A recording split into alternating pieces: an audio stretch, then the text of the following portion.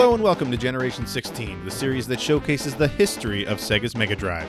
I'm your host, Greg Seward.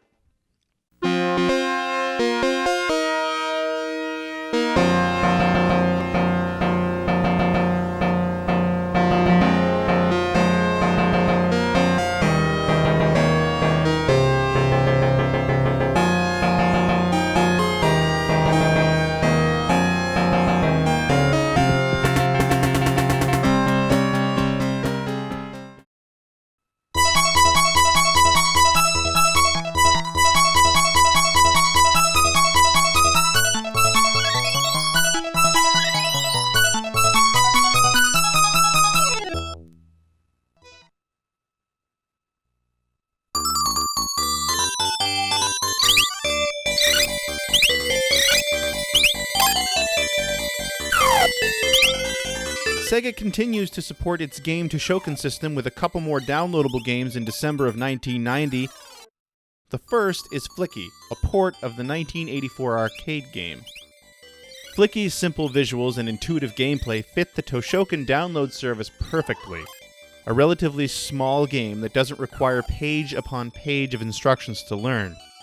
You play as Flicky, a small blue sparrow trying to gather up and rescue tiny yellow birds called Pio-Pio, who are trapped on each level. The game is crawling with cats called Nian-Nian and iguanas named Choro. If they manage to touch your trail of Pio-Pio, the little buggers will disperse and you'll have to gather them all up again. If they touch Flicky herself, that's a life lost.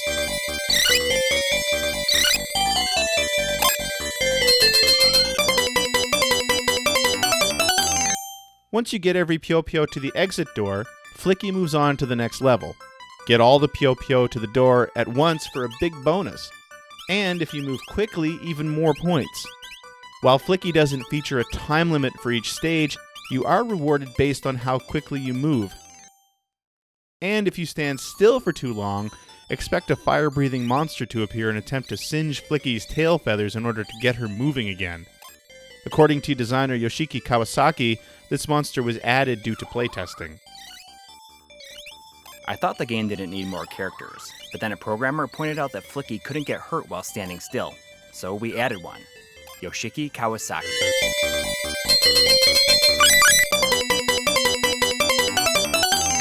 Flicky isn't completely helpless, though.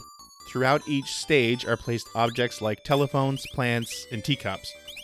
Flicky will grab these as she runs by and can throw them at Nian-Nian and Choro to take them out. Of course, enemies will continue to spawn into the level until all the Pio-Pio have been saved. The early video game business was built on clones, and developers chasing the hottest trends. Atari's first game, 1971's Computer Space, was a clone of Steve Russell's Space War, created for the PDP-1 in 1962. Atari's Pong was famously, quote-unquote, inspired by Ralph Baer's electronic ping-pong game included on the Magnavox Odyssey. When Pong took off, everyone copied the idea, including Sega with 1973's Pongtron, its very first arcade game to display an image on a CRT monitor. The same kept happening, especially with Taito's Space Invaders in 1978, which saw dozens of clones hit the market. Even Nintendo got in on the action with a game called Hellfire in 1980. By the end of the 70s, it was clear that most arcade games were created to appeal to a largely male audience. Games based on war, shooting, racing, and so on. The female presence in most arcades was dwindling. Enter Toru Iwatani, a young designer working at Namco. The result was Pac-Man, a global smash hit that brought both men and women to arcades in droves. And, of course, the rest of the industry had to get in on it.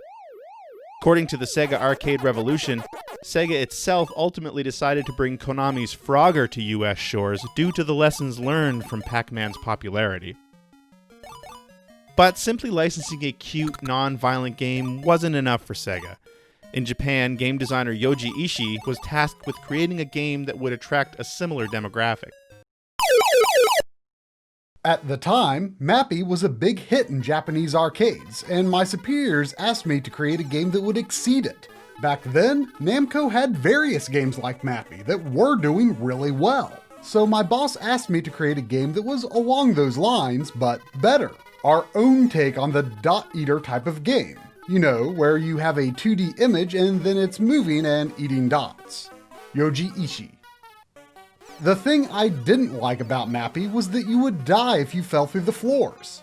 I started with the design premise of falling does not kill you, and came up with the idea of a bird as the main characters. That kind of thinking is pretty much how I made all my games. Yoji Ishii. One of the key elements in a lot of games riding the wave of Pac-Man's popularity was colorful characters with lots of personality.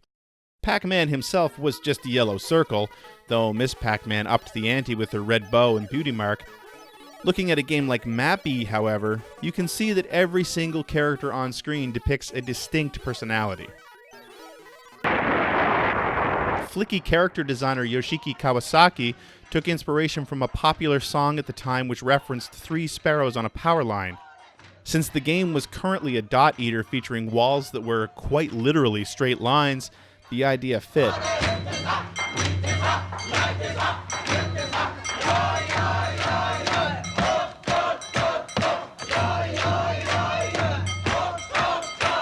It took a further fit of inspiration to come up with the colorful levels in the final product.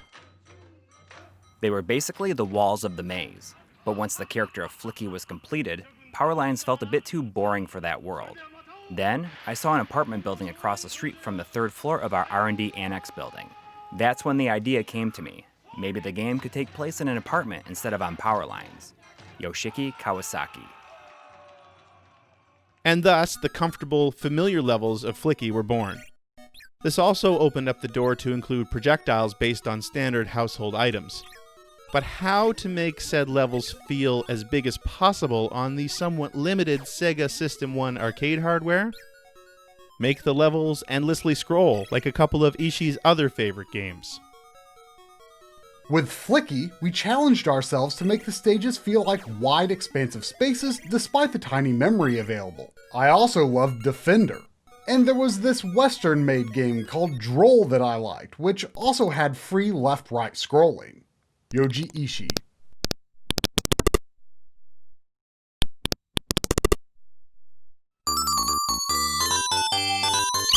When you dive into the development history of Flicky, it's fascinating to see how it was a very agile situation.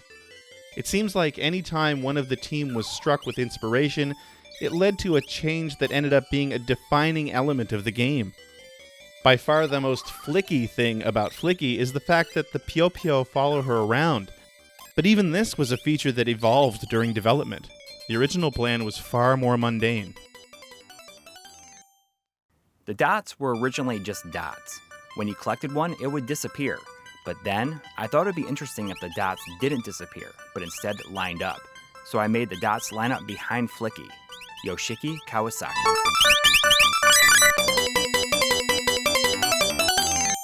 Children face a variety of dangers when they go outside, and the feeling of wanting to return them safely to the nest is something that I think is experienced by not just parents, but anyone who is around children.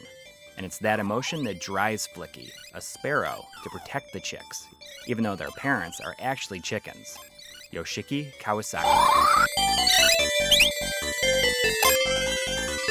But just like Pac-Man, Frogger, and other non-violent arcade games, Flicky's cutesy exterior hides a monstrous challenge that requires patience and practice in order to overcome. Going for a high score means collecting as many of the Pyo as possible before guiding them to the exit, which just makes your train of helpless chicks an easy target for the relentless Nian that infest every level. In later stages, it's not uncommon to have your train broken up multiple times, which leads you on a frantic chase around the level trying to gather your helpless wards back up while avoiding death yourself. This is made even more difficult by the fact that any Pyo wearing sunglasses will actively try to get away from Flicky.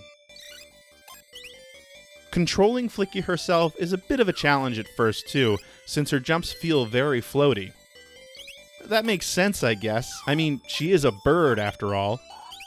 She also has a tendency to bounce off of vertical surfaces with a lot of force, leading to a lot of tricky jumps as the level layouts get tighter and more intricate.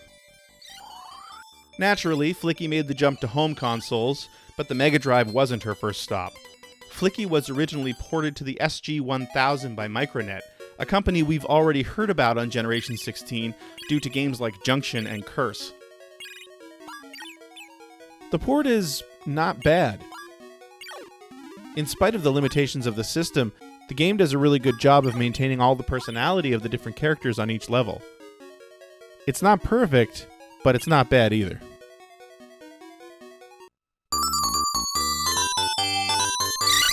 Sega's struggle to find a viable mascot has been well reported at this point. And while Sega in 1991 was about to hit the jackpot with Sonic the Hedgehog, Flicky actually represents one of the earliest examples of a Sega character that successfully jumped around to different properties. Sure, she was no multimedia star like Pac-Man or Mario, but Flicky made her presence known. Yoji Ishii employed both Flicky and Pengo in 1985's Teddy Boy Blues, which will also show up on the Game to Shokin service at a future date. In 1987, she appeared as a reward for playing a perfect game in SDI Strategic Defense Initiative.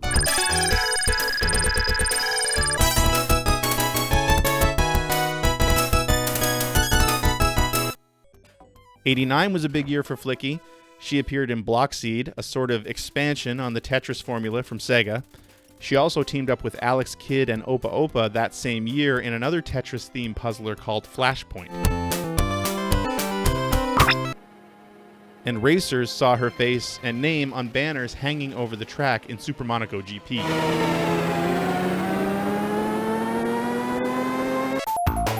But perhaps Flicky's most famous cameo to date was as one of the dozens of cute woodland creatures being confined by Dr. Robotnik in 1991's Sonic the Hedgehog. In that game, when Sonic destroyed one of the badniks patrolling each level, one of his forest friends would be revealed beneath the metal exterior and run off the screen to safety. Furthermore, Sonic would release a whole group of trapped animals at the end of most stages. We know it's Flicky because she's identified in the Japanese manual. I suppose it's not too surprising considering Yoji Ishii was part of the original Sonic team. Flicky had an even more major role in 1996 when she and her brethren took center stage in Traveler's Tales' Sonic 3D Blast for the Genesis and Saturn. You could argue that the game is a spiritual successor to the original arcade title. Here, Sonic finds himself on Flicky Island. In order to move from one area to the next, he must gather up Flickies, who will then trail behind him until he brings them to an exit ring. Just like Flicky, the more birds Sonic saves at once, the more points he gets. Also, just like Flicky, contact with enemies will scatter Sonic's feathered friends, and he'll have to gather them back up again. And, just like Flicky, said scattered birds will behave differently based on the way they look. Some standing still, awaiting rescue, some actively avoiding our hero.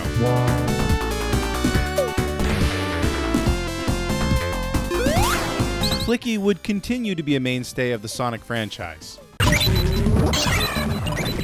2005's Gunstar Superheroes on the Game Boy Advance even included an homage to Flicky in the form of a stage where the player has to run around collecting little yellow birds who then follow him around until they reach the exit.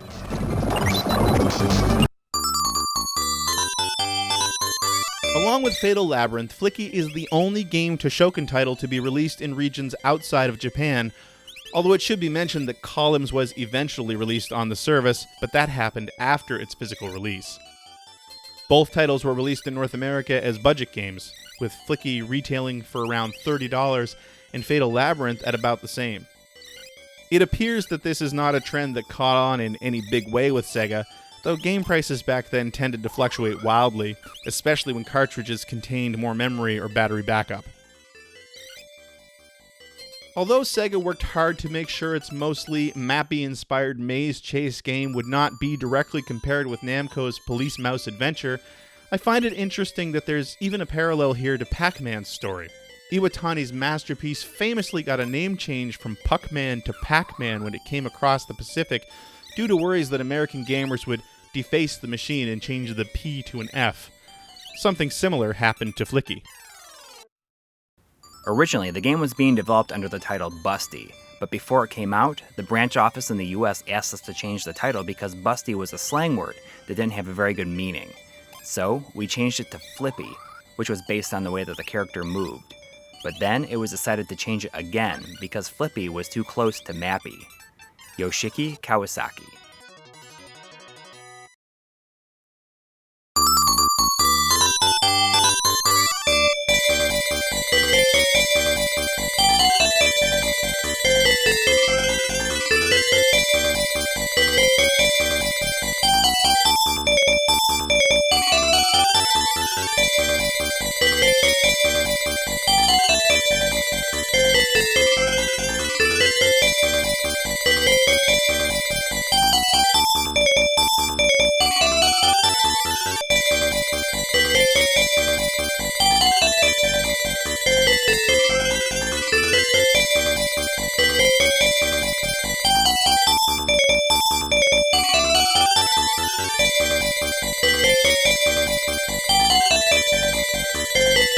And that'll do it for this episode of Generation 16. Thanks for watching. If you like what you saw, please like, share, and subscribe. And please consider supporting the show on Patreon. Join me next time when we look at another downloadable game for the Mega Drive. See you then.